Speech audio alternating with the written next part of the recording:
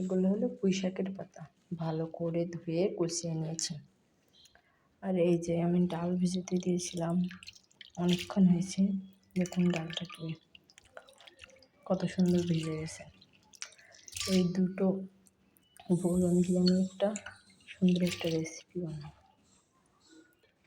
প্রথমে এটা বেটে নেব। আমি বেটে নিলাম ডালগুলো। এরপরে দিয়ে দেবো পুঁই পাতাগুলো, পাতা কুচিগুলো দিয়ে দেবো। তারপরে দিয়ে দেবো পেঁয়াজ কুচি, তারপরে দিয়ে দেবো কাঁচামরিচ কুচি, তারপর দিয়ে দেবো রসুন বাটা, তারপরে লবণ দিয়ে দিলাম, হলুদ গুঁড়ো দিয়ে দিলাম, এবার দিয়ে দিলাম গরম মশলা, জিরা বাটা। তারপরে ভালো করে মেখে নেব। সবগুলো উপকরণ ভালো করে মেখে নেব চটকে।